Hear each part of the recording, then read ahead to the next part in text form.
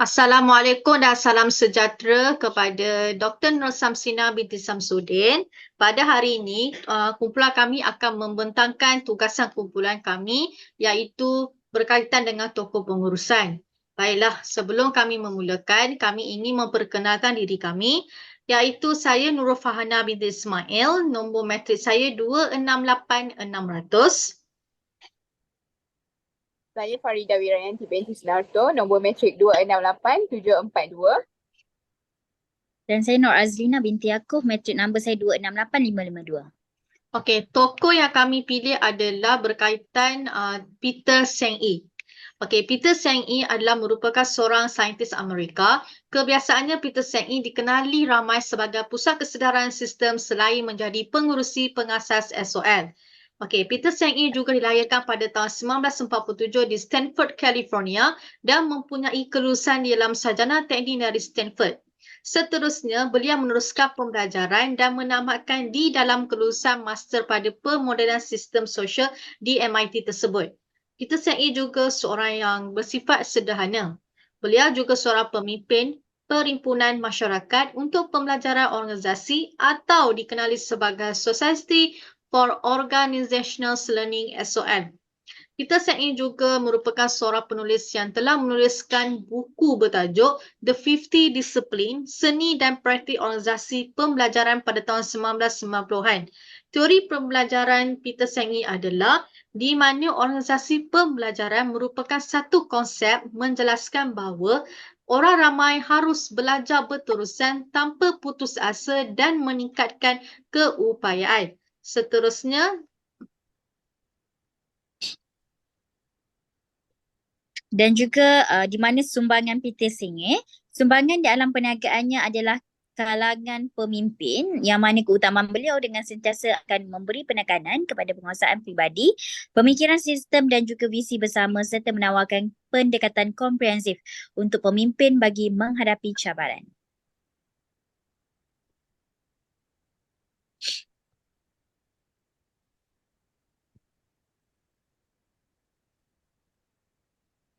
Antara komponen-komponen Peter Senge adalah organisasi pembelajaran adalah memperluas secara terus-menerus bagi orang di dalam organisasi tersebut dalam keperluan mereka untuk mencipta hasil yang mereka inginkan, di mana pola baru dan perkembangan pemikiran dibina, di mana idea dibebaskan dan di mana bersama-sama untuk mempelajari melihat secara terus-menerus dengan menyeluruh. Antara komponen pertama ialah mental model, di mana pemahaman yang dipelajari melalui pengalaman hidup yang dihadapi dari segi menyelesaikan masalah dan bagaimana keyakinan diri dicipta serta nilai-nilai juga persepsi yang dibentuk dalam diri. Kedua ialah share vision, visi yang bersama bagi mendapatkan suatu hasil, gambaran yang jelas dan umum tentang keadaan masa depan yang diingini oleh ahli organisasi yang ingin dikenal pasti dengan diri mereka sendiri seperti visi yang telah dipahami oleh organisasi itu sendiri. Yang ketiga ialah personal mastery, kegairahan dalam pemikiran ingin tahu pencarian kebenaran dan daya tahan dalam pembelajaran. Penguasaan pribadi tidak menyimpulkan penguasaan ke atas sesuatu kemahiran atau subjek tetapi termasuk individu yang mempunyai keupayaan tinggi untuk menghasilkan keputusan yang mereka inginkan dalam hidup melalui pembelajaran generatif.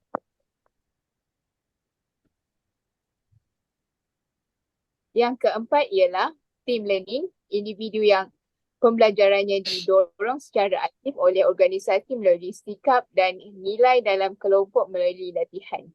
Akhir sekali ialah system thinking, persepsi atau definisi organisasi sebagai identiti yang tidak dapat diterjemah untuk menjadi satu komponen. Organisasi adalah satu kumpulan yang dilihat membuat hubungan antara satu sama lain. Seterusnya saya serahkan kepada Farhana. okey, seterusnya pula adalah kekuatan Peter Senge di dalam The 50 Discipline. Alright, yang pertama adalah pembelajaran organisasi yang berlanjutan. Peter Senge membantu organisasi untuk bersedia menghadapi perubahan dan menciptakan keunggulan kompetitif di mana harus sentiasa belajar, berinovasi dan berpengetahuan. Nombor dua adalah perubahan organisasi yang berlanjutan. Peter Senge membantu organisasi untuk mendapatkan pemahaman yang mendalam tentang sistem organisasi dan fokus kepada pembelajaran terutama dari segi perancangan dan implementasi organisasi. Ketiga pula adalah penglibatan yang meningkat. Peter Senge mencipta budaya kerja yang induktif dan bermotivasi yang terbaik kepada kalangan individu di organisasi. Oleh itu, dengan adanya manfaat ini dapat bekerjasama untuk mencapai tujuan. Seterusnya, saya serahkan kepada Nur Azlina.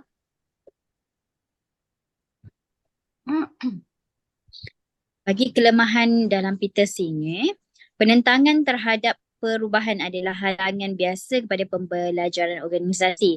Orang yang telah lama berada di tempat kerja mereka dan ditetapkan dengan cara mereka selalunya tidak mahu mempelajari proses baru. Manakala perbezaan kuasa diabaikan, kritikan utama tentang organisasi pembelajaran ialah ia mengabaikan tahap kuasa dalam organisasi. Bido 2009 menyebut bahawa kawalan yang dikenakan sendiri dan kawalan rakan sebaya dalam sesebuah organisasi akan terganggu jika kuasa diberikan kepada pekerja. Manakala proses pelaksanaan akan menjadi rumit dan mengambil masa yang lama, iaitu menurut Lewis et al. Yang mana 2001, ia adalah proses yang rumit untuk menukarkan persekitaran organisasi kepada organisasi yang condong. Pelanggaran peraturan organisasi sedia ada. Satu lagi isu bahawa idea inovatif dalam proses pembelajaran pasukan akan mengganggu peraturan dan juga peraturan organisasi semasa. Bagi Davidson dan juga McMahon 1999 dipetik dalam Whiteback 2014.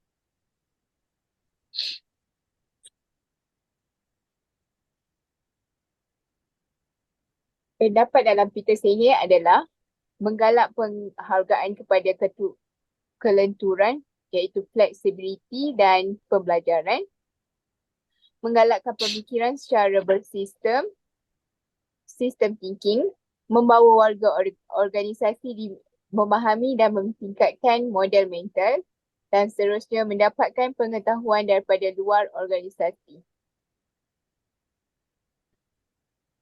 Seterusnya, kesimpulan, organisasi pembelajaran merupakan perkembangan daripada perkembangan ilmu dan teknologi.